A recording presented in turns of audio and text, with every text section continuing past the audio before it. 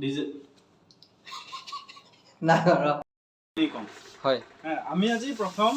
YouTube channel এটা খুলিছোঁ হয় ডিজে এণ্টাৰটেইনমেণ্ট বুলি হয় তো আজি আমি নতুনকৈ এটা ষ্টেণ্ড আনিছোঁ আপুনি দেখিছে হয় আৰু আজিৰ পৰা আমি ভিডিঅ' কৰিম বুলি ভাবিছোঁ হয় তো আজি আমি ভিডিঅ'ৰ কাৰণে হয় এই হেৰি কৰিম মানে মই এটা কথা এটা ক'ব খুজিছোঁ হয় যোৱাকালি অংকুৰে হয়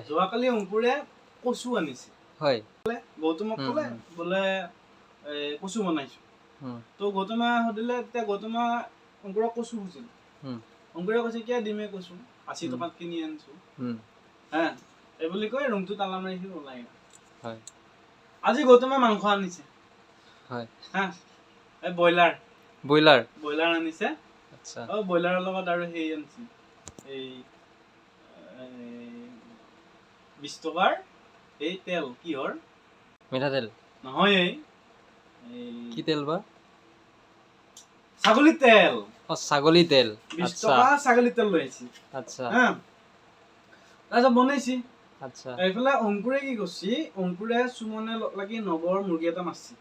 দুইটাই লগ লাগি মাৰিছে লোকেল মুৰ্গী এটা মাৰছি মাৰি অংকুৰৰ ৰুমত খানা আৰু গৌতমৰ ৰুমত খানা এটা অংকুৰৰ হেৰি নাই মিঠাতেল নাই আচ্ছা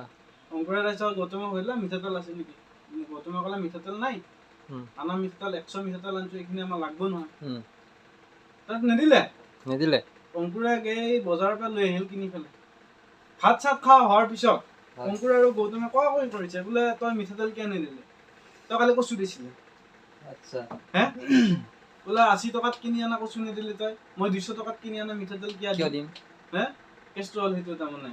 অংকুৰে তাৰমানে গৌতমক কচু নিদিলাৰ কাৰণে মিঠাতেল দিয়া নাই মানে বজাৰৰ ২ চাৰি দাম সেইকাৰণে এই আমাৰ সৰু সৰু কাজিয়াগিলাক দেখা গৈছে